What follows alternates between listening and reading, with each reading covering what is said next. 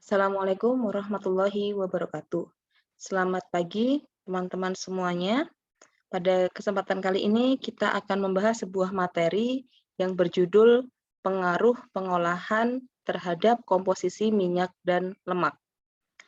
Seperti teman-teman pahami, bahwa pengolahan minyak dan lemak ya, itu akan mempengaruhi sifat fisik maupun kimia dari minyak atau lemak tersebut. Nah, namun dalam hal ini kita akan membahas pengolahan yang dimaksud di sini adalah pengolahan dari proses produksi minyak atau lemak itu sendiri. Jadi dari raw material, dari bahan baku sampai dengan atau bisa kita sebut crude gitu ya, bahan kasar begitu sampai dengan dihasilkannya minyak. Dan setelah dihasilkan minyak tersebut, itu kan masih ada beberapa tahapan lain yang sampai dengan produk tersebut dianggap murni gitu ya, dianggap murni dan siap untuk diperjualbelikan. Nah, sebelum masuk ke materi yang lebih spesifik ini, kita coba merecall kembali ya pemahaman kita mengenai minyak maupun lemak ya. Molekul lemak itu terdiri dari unsur karbon, hidrogen dan oksigen. CHO, teman-teman. Ya, masih ingat ya? Sehingga 3 unsur itulah yang nantinya akan mempengaruhi komponen atau komposisi ikatannya ya. Jadi struktur ikatan dari lemak maupun minyak itu akan ditentukan oleh unsur CHO ini. Ada unsur yang digliserid, ada yang gliserid saja, ada yang trigliserid. Nah, biasanya memang untuk yang minyak maupun lemak itu dia kebanyakan ya, mostly itu dia merupakan ikatan rangkap 3 atau trigliserida ya. Nah, selain karbohidrat, lemak itu merupakan sumber energi yang kedua bagi tubuh manusia, teman-teman. Jadi selama ini kita mungkin makan nasi yang banyak biar kenyang, biar bisa beraktivitas gitu ya. Tapi di lain sisi kita kadang melupakan sumber energi yang lain yaitu lemak ya, selain juga protein. Lemak itu tapi menjadi sumber energi yang paling tinggi kedua setelah karbohidrat ya. Nah, 1 gram minyak atau lemak itu dia dapat menghasilkan 9 kalori, teman-teman.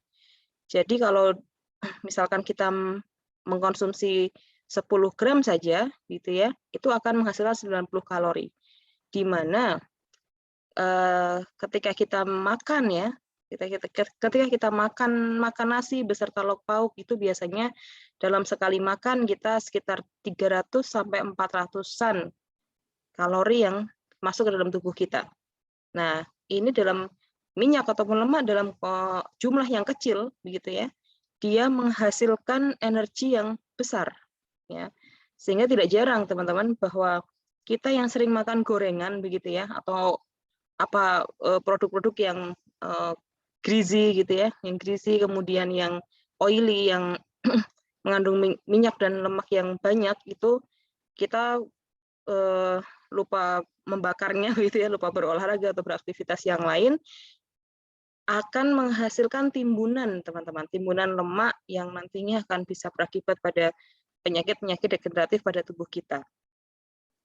Nah, selain itu teman-teman, minyak dan lemak itu merupakan pelarut yang baik untuk vitamin A, D, E, dan K. Masih ingat ya, vitamin A, D, ya, itu, A, D, E, K.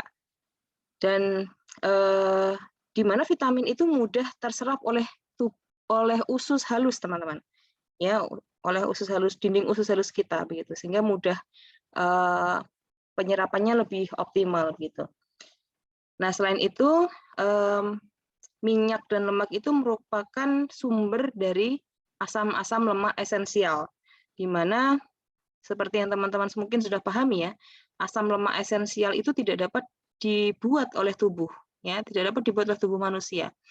Kita mengkonsumsi dari sumber makanan yang masuk dalam tubuh kita. Nah, sehingga mengkonsumsi lemak atau minyak itu bukan berarti suatu hal yang buruk begitu ya.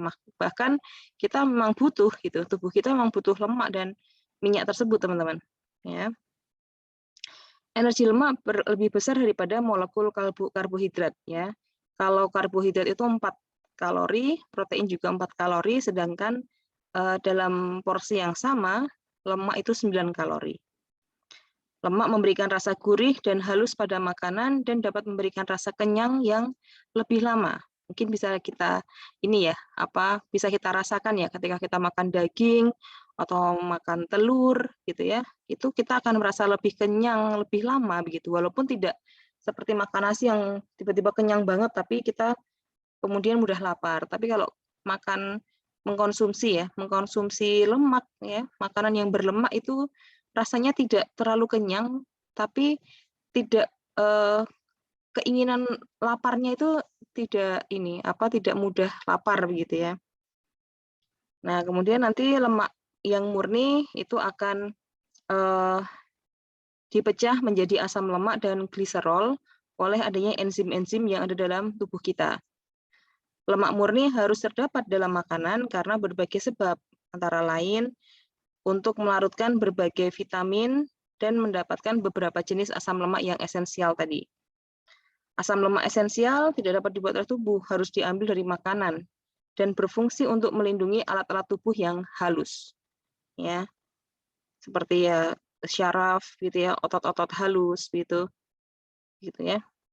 Nah, beberapa contoh asam lemak yang esensial seperti asam oleat, ya, asam linoleat, asam linolenat, asam arachidonat, ya, terutama terdapat pada lemak tumbuh-tumbuhan.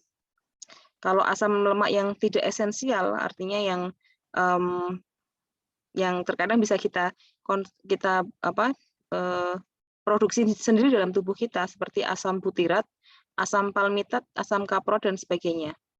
Nah, asam palmitat biasanya memang banyak terdapat pada tumbuhan ya, contohnya tumbuhan palem-paleman, kelapa, dan teman-temannya, satu rumpun begitu.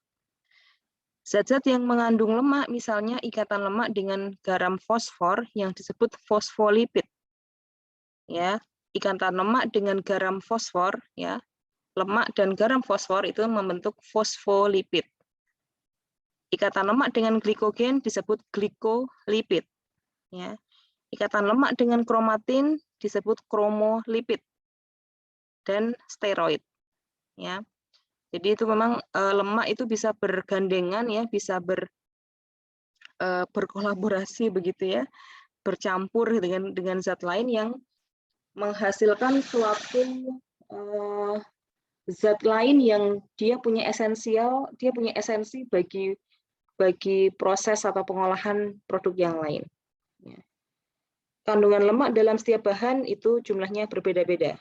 Dalam industri pangan, seringkali ditambahkan lemak untuk suatu tujuan tertentu, teman-teman. Fungsi lemak dalam pengolahan bahan pangan sebagai media penghantar panas, ya, seperti minyak goreng, shortening, kemudian lemak-lemak seperti gaji, teman-teman mungkin pernah lihat produksi orang membuat ini Nah, kalau kita misalkan makan itu shabu-shabu, bukan shabu-shabu ya, grill gitu ya, makan daging kemudian di grill itu kan kita kadang mengoleskan tempat untuk grillnya itu dengan suatu lemak ya, suatu lemak di situ itu seperti lemak gaji begitu. Kemudian bisa mentega dan margarin yang kadang kita gunakan sebagai media penghantar panas. Selain itu juga penambahan lemak dimaksudkan untuk menambah kalori, ya, memperbaiki tekstur, memperbaiki cita rasa atau flavor, ya, sehingga kita punya berbagai jenis pilihan profil sensori yang berbeda terhadap produk-produk yang beraneka ragam gitu. Melarutkan vitamin A, D, E, K sehingga dapat diserap oleh dinding usus halus dan memberikan asam-asam lemak esensial. Ya, mungkin teman-teman nanti bisa dicatat begitu ya, nanti kalau misalkan ditanyakan dalam ujian. Rata-rata manusia membutuhkan lemak 3/4 sampai 1 gram. 3/4 sampai 1 gram setiap kilogram berat badan. Sehingga kalau berat badan kalian 50 kilogram, berarti setiap setiap harinya ya rata-ratanya teman-teman itu membutuhkan kalori dari lemak sebesar 50 gram. Ya. Kalau lebih dari itu ya berarti bisa jadi terjadi timbunan ya dalam tubuh.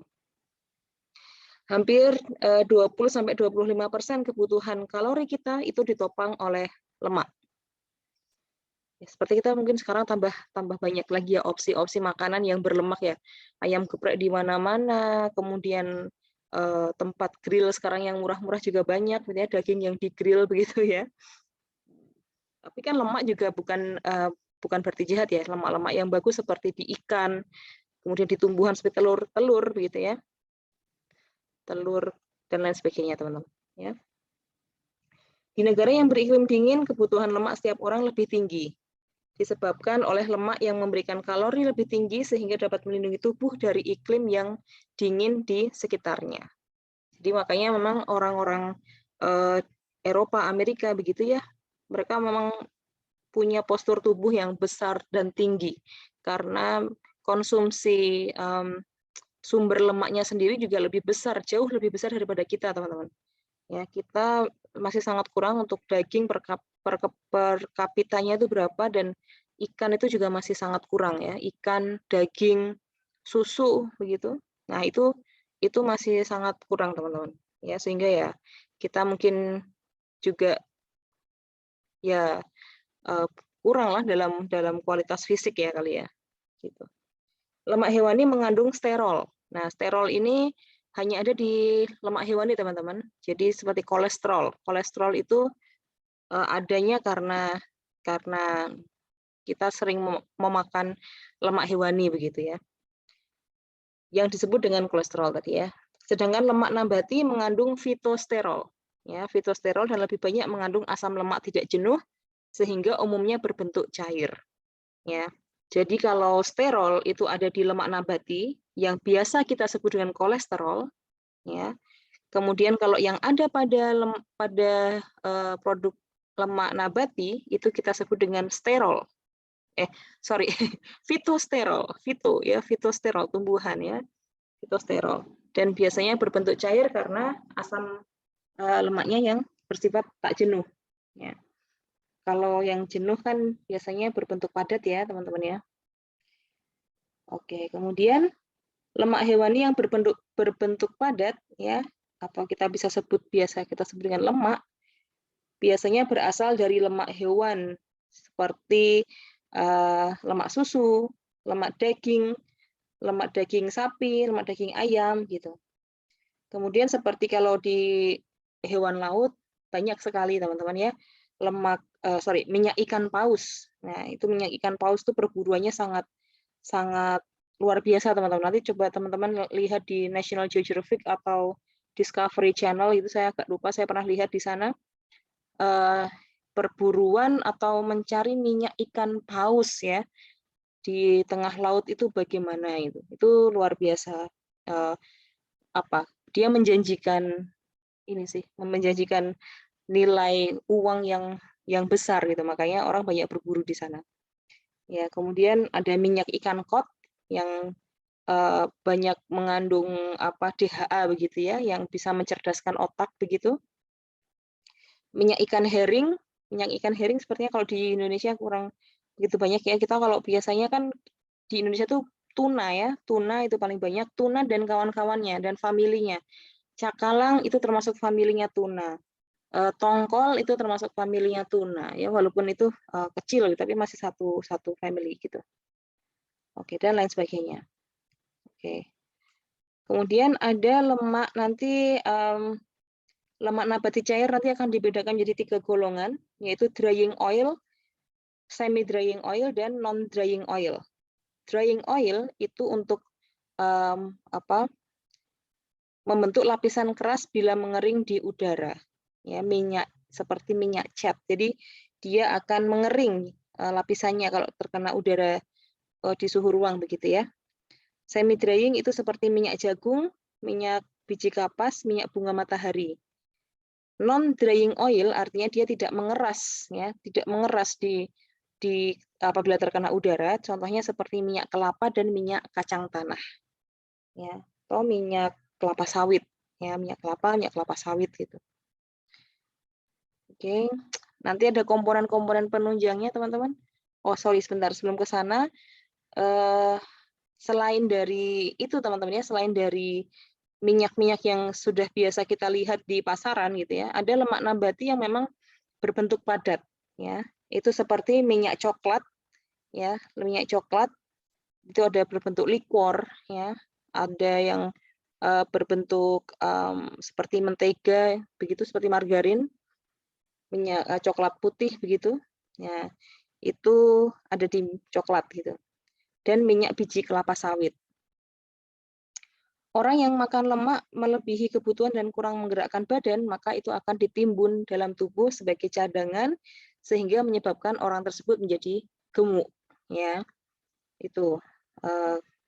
Kemudian dalam lemak dan minyak itu teman-teman kita ada beberapa produk penunjang ya, atau mungkin komponen lah yang kita sebut komponen penunjang ya, seperti emulsifier. Ya, emulsifier itu adalah suatu emulsi ya, suatu campuran yang bisa bisa menggabungkan ya, bisa menyatukan komponen minyak dan komponen air gitu. Pada umumnya emulsi bersifat tidak stabil, yaitu dapat pecah. Emulsi itu campuran ya. Tadi saya bilang, misalkan contohnya saja susu ya. Teman-teman kemarin sudah pernah mendapat kuliah saya di ini ya, di mungkin teknologi pengemasan dan penyimpanan gitu ya. Kita berbicara masalah umur simpan begitu. Susu itu ketika dia didiamkan begitu saja ya, artinya tidak terdapat campuran, tidak ada emulsifier, jadi susu murni. Kalau didiamkan terus-menerus dia akan split, ya dia akan berpisah. Karena dia memang sifatnya tidak stabil, ya emulsi tersebut sifatnya tidak stabil. Itu mudah pecah, ya mudah terpisah gitu ya. Tergantung dari keadaan lingkungannya ya. Untuk menstabilkan sistem emulsi ini maka biasanya ditambahkan ke dalamnya emulsifier. Nah, kalau kita berbicara masalah nantinya kehalalan begitu, maka emulsifier pun ini harus halal. Karena emulsifier ini juga dia ada komponen minyaknya, ada komponen minyak, ada komponen lemaknya juga, teman-teman. Nah, itu. Jadi ada beberapa yang tadi kita coba remind ya terhadap materi yang sudah pernah kita bahas sebelumnya, mungkin juga menambahkan bagi yang kemarin mungkin belum sempat saya sampaikan begitu. Nah, kita masuk pada pengaruh pengolahan terhadap komposisi minyak dan lemak. Ya. Nah, ini kemarin teman-teman sudah mempelajari ini sampai dengan hidrogenasi ya. Sampai dengan hidrogenasi, ekstraksi sudah, pemurnian sudah, kemudian penambahan hidrogen, ya penambahan hidrogen. Nah, di pemurnian itu nanti akan banyak beberapa tahapan lagi seperti netralisasi, pemucatan, dan deodorisasi. Nah, proses pengolahan ini, ya proses pengolahan rangkaian proses pengolahan ini, dia akan mempengaruhi sifat dari minyak maupun lemak tersebut. Nah, bagaimana pengaruh tersebut? Maka kita akan bahas di dalam presentasi ini. Yang pertama pada proses ekstraksi. Ya. Teman-teman bisa baca di situ ya. Ekstraksi tidak memberikan pengaruh pada komposisi gliserida atau ikatan CHO-nya tadi. Ya. Namun berpengaruh terhadap jumlah dan sifat alami beberapa komponen di dalam minyak yang terdapat dalam jumlah yang kecil. Ya, seperti air, ya, seperti mungkin zat padatan yang yang merupakan asal mula, ya, sumber dari minyak maupun lemak itu dan lain sebagainya. Nah, ini contohnya ada di sini. Seperti di ekstraksi minyak biji kapas menggunakan hydraulic pressing, jadi tekanan hidrolik. Ya. Pada proses pemasakan bercampur dengan lapisan biji, ya seperti ini ya. Jadi ada pengotornya, ada komponen padat yang ikut, gitu ya. Nah, pada pengepresan tekanan rendah akan menghasilkan minyak yang mengandung komponen non-minyak seperti fosfatida dan pigmen. Nah, salah satunya pigmen ya. Pigmen ini kan yang mempengaruhi warna ya, teman-teman ya. Nanti kan teman-teman sudah punya gambaran bagaimana proses keseluruhan dari produksi minyak ya. Nah, pigmen itu kan salah satu yang bisa jadi dia harus dihilangkan, ya, harus dihilangkan karena kita mengejar warna yang murni ditampilkan dengan atau ditunjukkan dengan warna yang bening begitu ya. Nah, ekstraksi minyak menggunakan pelarut minyak menghasilkan mutu minyak kasar yang cenderung sama dengan proses yang menggunakan screw pressing. Screw pressing itu seperti alat yang digunakan untuk menekan dengan tambahan baut ya. Ada screw-nya di situ. Jadi diputar begitu ya, diputar sambil dipres. Karena minyak kasar yang dihasilkan mengandung sebagian komponen non minyak ya. Seperti tadi ada fosfatida, ada pigmen, ada lapisan kulit, biji mungkin, ada airnya juga mungkin. Nah, gitu. Nah, ini dia yang jelas dia tidak mempengaruhi komponen CHO-nya tapi mempengaruhi beberapa sifat yang ada dalam beberapa sifat alami dari komponen yang terikut dalam proses ekstraksi tersebut. Kemudian yang kedua yaitu proses pemurnian. Ya, pemurnian nanti akan dibedakan jadi netralisasi, kemudian deodorisasi, dan juga pemucatan. Ya. Atau menghilangkan ini ya, menghilangkan warnanya itu ya. Nah, pada proses netralisasi, masih ingat ya bahwa netralisasi itu kan kita ingin menetralkan ya, pH-nya netral, kemudian bau dan warnanya juga ada pada proses, misalkan dia tidak sampai pemucatan ya, pada proses netralisasi saja dia sudah dapat menghilangkan bau tersebut gitu ya contohnya. Nah, pada proses netralisasi ini terjadi pemisahan ya, yaitu asam lemak bebas atau free fatty acid. Ya, asam lemak bebas. Yang tertinggal dalam minyak itu sebesar 0,13%. Nah, sabun yang terbentuk pada proses awal netralisasi tidak dapat larut dengan minyak dan dapat dipisahkan menggunakan proses pemusingan atau sentrifugasi. Jadi diputar dengan RPM yang sangat tinggi. Nah, jika fosfatida dan protein tidak dipisahkan pada proses degumming atau penghancuran gum, ya, gumpalan-gumpalan, maka dapat terpisah pada proses netralisasi. Jadi kalau pada saat proses degumming itu ya, kan ada pengumpalan itu, maka dia dipecahkan kan dalam degumming. Nah, kalau pada proses degumming itu dia tidak bisa dipisahkan, maka di netralisasi ini dapat terpisah. Ya. Fosfatida yang mungkin terdapat dalam dalam minyak besarnya sekitar 1-3%, seperti contohnya minyak biji kapas, minyak kacang, dan minyak nabati lainnya yang mengandung kurang dari 1%. Nah, sesudah proses netralisasi ini dan pencucian dengan air, maka kandungan fosfatida dalam minyak berkisar 0,02%. Jadi ada perbedaan ya, Dek. Ada pengaruh bahwa netralisasi itu menghilangkan kandungan fosfat ya, kandungan fosfatida. Fosfatida dalam minyak yaitu dari 0,13 menjadi 0,002%. Oke, kemudian pada minyak nabati kasar terdapat sejumlah kecil komponen khas yaitu gosipol yang menentukan sifat dari minyak atau lemak tersebut. Komponen ini akan bereaksi dengan alkali atau diserap oleh sabun serta terpisah pada proses netralisasi. Jadi pada proses tersebut kondisi si minyak itu akan dibuat dalam kondisi basah, ya, kondisi basah sehingga dapat menghilangkan ya gosipol tadi. Ya. Asam yang terdapat dalam secara alamiah dalam minyak sebesar 0,05%. Ya, asam yang terdapat secara alami dalam minyak sebesar 0,05%. Kemudian 0,03% pada minyak kasar. Ya. Pada minyak kasar biasanya terdapat trace elemen, ya, dalam jumlah yang kecil seperti adanya logam, ya, kemudian mungkin pengotor-pengotor yang lain, gitu ya. Kemudian bagaimana dengan komponen yang tidak tersabunkan, ya, tidak tersaponifikasi, begitu, seperti sterol, vitamin E, klorofil, dan karotenoid. Ya. Nah, komponen itu dapat terpisah melalui proses netralisasi itu juga. Jadi netralisasi ini juga memberikan pengaruh, ya. Pengolahan pada tahap netralisasi ini memberikan pengaruh untuk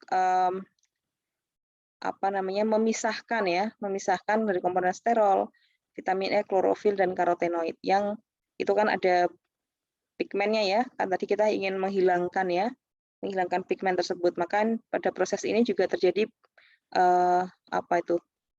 menghilangkan pigmen ya, penghilangan pigmen itu. Oke, kemudian yang di bawahnya bisa teman-teman baca sendiri.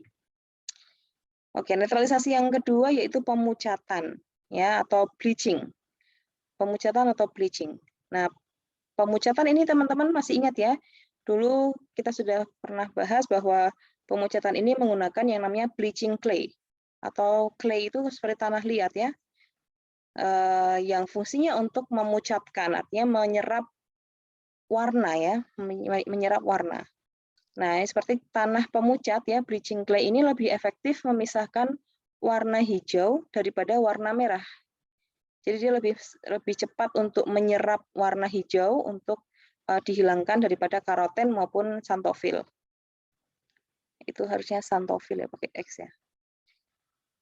Pigmen karotenoid akan rusak oleh panas pada proses pemucatan, tetapi panas tersebut menginduksi pembentukan warna merah dengan cara oksidasi tokoferol menjadi krom 56 quinon.